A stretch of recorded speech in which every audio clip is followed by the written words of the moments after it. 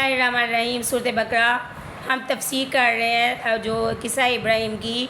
सयकुल्लु सुफ़हाउ अगली आयत देखेंगे।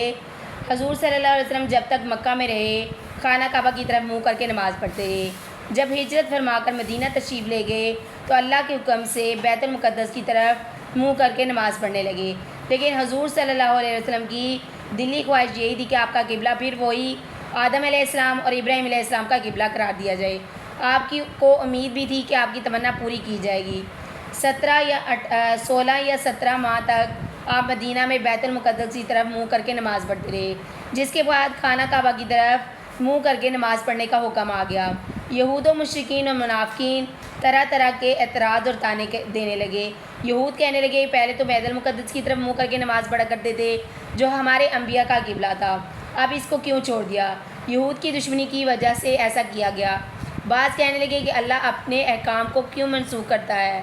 यहूद जो है अल्लाह के बारे में भी पेशन गोई करते कि अल्लाह ताला ने इस आयत में ताना करने वालों के हाल से पहले ही प्यारे नबी सल्लल्लाहु अलैहि वसल्लम को बता दिया था। अनकरीब जो तहवील किबला का हुक्म आपको मिलेगा तो इस तरह के अहमक और बेवकूफ़ लोग इस बात पर एतराज़ ज़रूर करेंगे ये मुसलमान बैतुल मुक़द्दस की तरफ क्यों फिर गए। तो गोया ये आयत जो है तहवील किबला के हुक्म के वक़्त नाजिल हुई। अब ये बेवकूफ़ लोग ज़रूर कहेंगे कि इन मुसलमानों को इनके किबले से बैतुल मुक़द्दस था, हालांकि ये बैतुल मुक़द्दस इनका किबला है, फिर इसकी तरफ मतवज्जा क्यों नहीं हुए, किसने दूसरी सिमत इनको फेर दिया। आगे है कुल्लिल्लाहिल मशरिक़ वल मग़रिब। यहूद व नसारा जो है वो कहते थे इस बात पर एतराज़ करते थे कि तुमने किबला क्यों बदल लिया। तो यहाँ इस आयत में इनको जवाब दिया जा रहा है प्यारे नबी सल्लल्लाहु अलैहि वसल्लम जब ये एतराज़ करें तो आप कह दें कि मशरिक़ व मग़रिब सिर्फ़ अल्लाह के लिए है, हर सिमत में उसी की है, वो हर तरफ है, अल्लाह ताला को मालिकाना इख्तियार है, वो जिस सिमत को चाहे किबला को मुकर्रर कर दे और जिस सिमत चाहे मनसूख कर दे, यानी किसी ख़ास सिमत और ये जहद में कोई तकद्दुस नहीं रखा। अल्लाह ताला के लिए बराबर है, वो जिधर और जिस चीज़ को चाहे नमाज के लिए रुख मुकर्रर कर दे। अल्लाह ताला का चाहना हमेशा कानून हिकमत के मुताबिक ही होता है।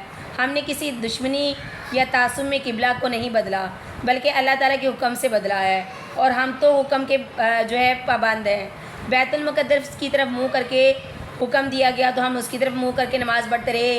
अब काबा की तरफ मुँह करने का हुक्म आया तो हम भी इस हुक्म की भी तामील करेंगे, क्योंकि इसके अहकाम की तामील ही हमारा असल मकसद है और यही इबादत है। बंदा को ये पूछने का हक़ नहीं कि पहले ये हुक्म था अब ये हुक्म क्यों दिया। अल्लाह ताला ही जिसे चाहते हैं सीधी राह पर चलने की तौफ़ीक़ अता फरमाते हैं और सीधी राह यही कि इंसान हर हुक्म को फ़ौरन मान ले और उसकी फरमाबरदारी करे। तो इस आयत में जहाँ अल्लाह के हुक्म और दीन इस्लाम पर तुम एतराज़ करते हो, ये नहायत ही अहमकाना और बेवकूफ़ाना बात है।